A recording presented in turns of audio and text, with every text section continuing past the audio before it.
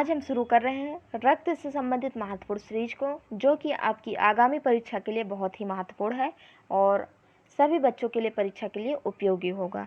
आइए देखते हैं पहला प्रश्न, रक्त समूह की खोज किसने की थी?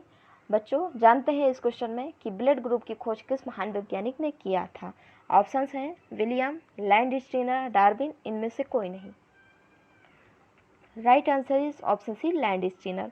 लैंडस्टीनर ने ब्लड ग्रुप की खोज की थी। अब जानते हैं कि ब्लड ग्रुप की खोज किस वर्ष किया था। कॉलर लैंडस्टीनर ने सन 1900 से 1901 के दौरान इंसानी खून के एबीओ रक्त समूह और रक्त में मिलने वाले एक अहम तत्व RH फैक्टर की खोज की थी। एग्जाम में आपसे पूछ लिया जाए कि ब्लड ग्रुप की खोज किस वर्ष हुई थी, तो आप बता सकते हैं कि 1900 से 1901 के दौरान। देखते हैं अगले क्वेश्चन को। रक्त क्या होता है?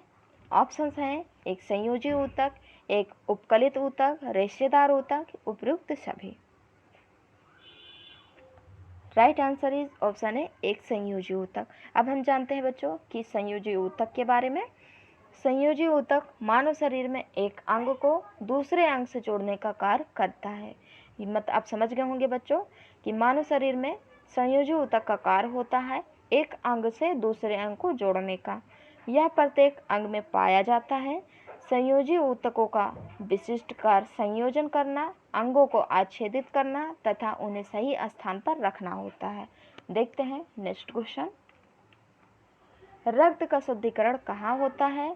ऑप्शंस कुछ इस प्रकार हैं, फेफड़ा, यकृत, किडनी, ये सभी। आंसर गेस कीजिए।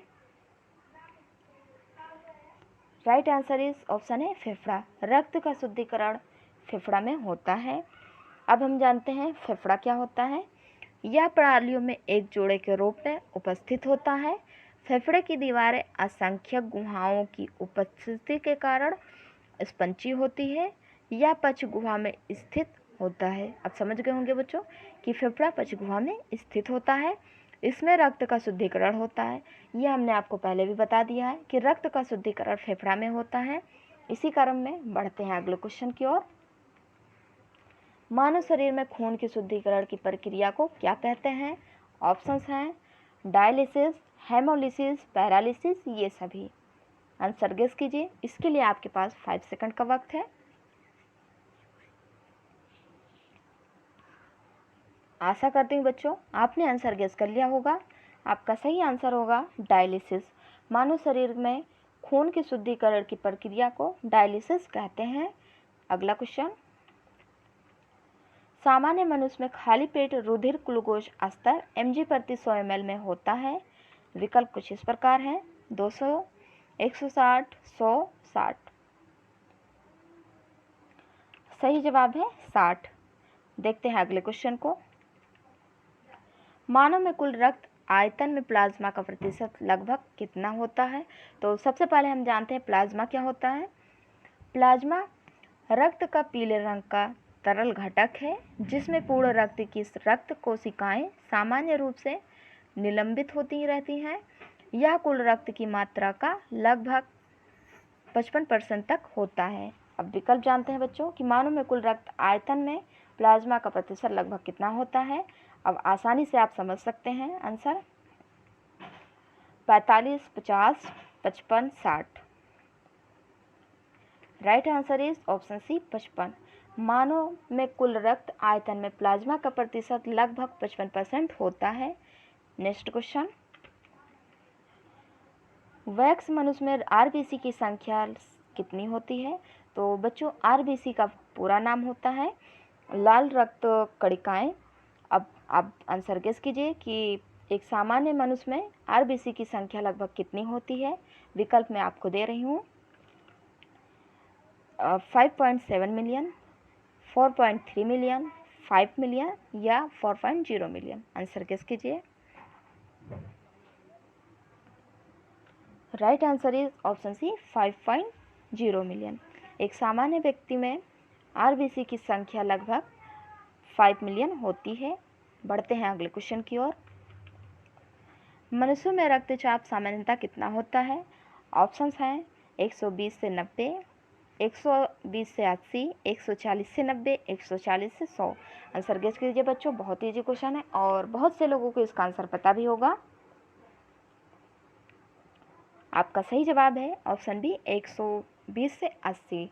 मनुष्य में सामान्यतः रक्तचाप 120 से 80 होता है और बच्चों 1 से 20 से ऊपर होता है तो उसे हाई ब्लड प्रेशर कहते हैं और 80 से नीचे होता है तो उसे लो ब्लड प्रेशर कहते हैं। देखते हैं कुछ अगले क्वेश्चन को इसी क्रम में। लाल रक्त कणिकाओं का औसत जीवन काल लगभग कितने समय तक होता है? विकल्प हैं 100 से 200 दिन, 100 से 120 दिन, 160 से 180 दिन या 150 से 200 दिन। सही जवाब है 100 से 120 दिन। लाल रक्त कणिकाओं का औसतन जीवन काल लगभग 100 से 120 दिन तक होता है। इसी क्रम में देखते हैं कुछ अगले क्वेश्चन को। लाल रुधिर कणिकाएं आरबीसी कहाँ बनती है? आइए देखते हैं बच्चों कि आरबीसी हमारे शरीर में कहाँ पर बनती है। ऑप्शंस हैं नीला अस्थि मज्जा, लाल अस्थि मज्जा, श्वेत अस्थि मज्जा, काला अस्थि मज्जा। आंसर गेस कीजिए, आपके पास 5 सेकंड का वक्त है। आशा करती हूँ बच्चों आपने आंसर गेस कर लिया होगा। आपका सही आंसर होगा लाल अस्थि मज्जा। लाल रुधिर कणिकाएं यानी कि आरबीसी लाल अस्थि मज्जा में बनती है। नेक्स्ट क्वेश्चन, कौन मानव शरीर के विभिन्न अंगों का ऑक्सीजन वाहक है? विकल्प हैं लाल रक्त कोशिकाएं, श्वेत रक्त कोशिकाएं, प्लाज्मा तंत्रिकाएं। Right answer is option A लाल रक्त कोशिकाएं। मानव शरीर में विभिन्न अंगों को ऑक्सीजन वाहक लाल रक्त कोशिकाएं हैं। देखते हैं अगले क्वेश्चन को। पुरानी और नष्ट प्राय लाल रक्त कणिकाएं कहाँ नष्ट हो जाती हैं? विकल्प आपके सामने हैं प्लीहा, यकृत, अमाशय, अस्थिमज्जा। सही जवाब है प्लीहा। पुरानी और नष्ट प्राय लाल रक्त कणिकाएं प्लीहा में नष्ट हो जाती हैं। बढ़ते हैं अगले क्वेश्चन की ओर। प्लेटलेट्स का दूसरा नाम क्या है? आइए जानते हैं कि प्लेटलेट्स का दूसरा नाम क्या होता है। विकल्प हैं leucocyte, erythrocyte, platelets, thrombocyte. Answer guess कीजिए बच्चों। सही जवाब है थ्रोम्बोसाइट। प्लेटलेट्स का दूसरा नाम होता है थ्रोम्बोसाइट।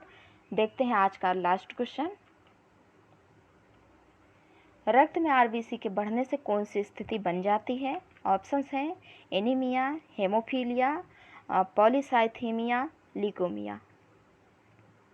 आपका सही जवाब है ऑप्शन सी पॉलीसाइथेमिया।